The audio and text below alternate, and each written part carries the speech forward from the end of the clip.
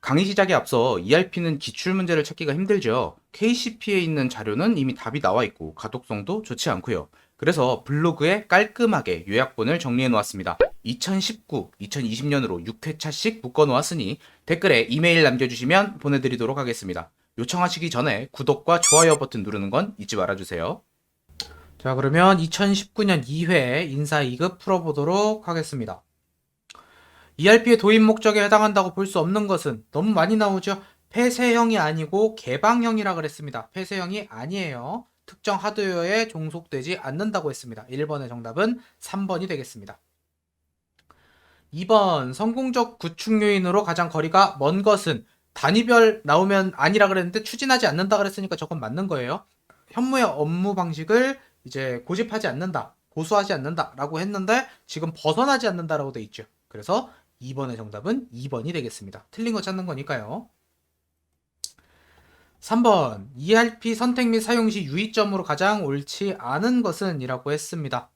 현 시점의 비즈니스 프로세스를 유지할 수 있는 패키지. 내가 그랬죠. 현재 쓰고 있는 패키지를 굳이 유지할 필요가 없다 그랬어요. 그러니까 현재 업무는 중시해야 되지만 프로세스에 맞출 필요는 없다. 그래서 3번의 정답은 4번이 되겠습니다. 4번 설계 단계에 해당하지 않는 거 TFT. 얘는 이제 분석 단계에 있죠. Take Force Team이라고 합니다. 그래서 4번의 정답은 4번이 되겠습니다. 5번은요, 인적자원 관리에 대한 내용이네요.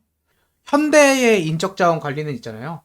사람에 대해서 조금 더 중요하게 생각을 하고 있습니다. 지금보다 좀 과거는요, 인적자원 관리에 대해서 이제 사람을 중요시 한다기보다는, 그러니까 그 사람의 라이프를 생각한다는 게 아니고 그냥 회사에 대한 도구로 생각을 했죠.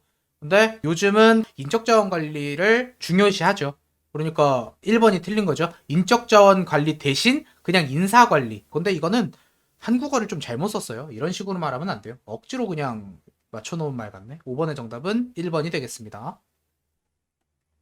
6번 직종, 직업이라고 하면서 동일하거나 유사한 직군들의 집합 이렇게 나와 있죠. 이건 직종에 대한 내용이고요. 직무평가 요소인 숙련 요소는 숙련도라는 거는 내가 투자를 해가지고 레벨을 올린다는 거잖아요. 뭐가 필요하겠어요?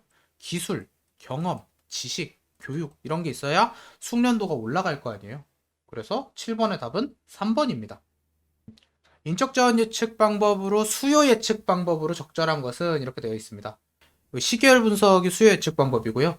그 공급 예측 방법을 좀 알아주셔야 되죠. 공급 예측 방법이 이제 마코브 분석하고 뭐 대체도 이렇게 두 개가 이제 공급 예측 방법이죠. 네. 얘네가 더 중요해요. 요거 두 개 알아주시면 됩니다. 9번 문제 보도록 하겠습니다. 전문직 선발 시 많이 사용하고 있고요. 다수의 면접자가 한 명의 면접자를 상대를 한대요. 패널 면접이라고 하죠. 나머지는 뭐 설명 다 했고요. 9번의 정답은 4번이 되겠습니다. 10번에 대한 설명입니다. 뭐 인사고과에 대한 설명으로 올바르지 않은 것은 요게 이제 원래 맞는 말인데 피고과자, 그러니까 나를 제외하고 다른 사람들한테만 이제 평가를 받는다라고 하잖아요. 아니에요. 나까지 포함해서 다른 사람까지 평가를 하는 방법, 요거를 다면 평가라고 합니다. 그래서 10번의 정답은 3번이 됩니다. 11번은 요즘 애들이 좀 잘 알더라고요. 고등학교에서 이런 거를 좀 하나 봐요. 숙련공의 작업을 통해서 보조하면서 지식과 기술을 습득하는 교육 방법. 요거 이제 도제훈련이라고 하는데 고등학교 애들이 이런 걸 좀 알더라고. 경력 개발 방법에 대한 설명으로 적절하지 않은 것은 눈 아픈데 읽기 싫은데 요거는 지문 주고 그 지문에 대한 설명한 거잖아요. 틀린 건 2번입니다. 얘는 기능 목록표에 대한 설명이에요. 기능 목록표가 내용이 이거예요. 여러분들 이거 그냥 읽지 않으셔도 돼요. 그냥 경력 개발이 이거다. 그 다음에 기능 목록표가 이거다. 그 다음에 시스템 제도가 이거고 멘토링이 이거다라고 그냥 설명 쭉 해놓은 거예요. 눈 아파. 아, 그래. 이렇게 문제 내야지. 자, 임금 수준 결정 요인으로 적합하지 않은 것은 노동시장 있고요. 기업의 지불 능력, 그 다음에 생계비요 3개가 있었죠. 국민 소득은 아니었어요. 그래서 13번의 정답은 3번이 됩니다. 14번. 주식을 매입할 수 있는 선택제로 자금 부족으로 인재 충원이 어려운 벤처기업 등이 인재를 확보하기 위한 수단으로 임금제도를 말한다. 여기까진 필요 없고요. 우리 첫 번째 줄만 읽으면 돼요. 주식을 매입할 수 있는 선택권이라고 나왔으니까 여기선 이거밖에 없습니다. 그래서 스톡 옵션 선택해 주시면 돼요. 그래서 14번의 정답은 4번입니다. 15번 아까 했던 거죠. 실업의 예방. 여기까지만 읽어도 답이 딱 보여요. 실업 예방. 고용보험이라 그랬죠. 15번의 정답은 4번입니다. 얘는 그 노후, 그 다음에 얘는 일할 때 다치는 거, 일반적으로 다치는 거, 실업에 대해서 보장해 주는 거라고 말씀드렸습니다. 16번 사근 연기 2배라 그래요. 이게 여러분들 나중에 이제 세무이급 하시면 알겠지만 소득세를 제하는 순서가 있어요. 사업 근로연금 기타 그리고 이자 배당라고 해가지고 사근 연기 2배라고 하거든요. 그래서 이 전체적으로 다 하는 거는 이제 종합과세, 그 다음에 이자랑 배당 두 개를 하는 거를 분리과세, 그 다음에 연금하고 퇴직 두 개만 하는 거는 분류과세, 이렇게 말을 합니다. 근데 뭐 굳이 그래서 16번의 정답은 4번이 되겠습니다.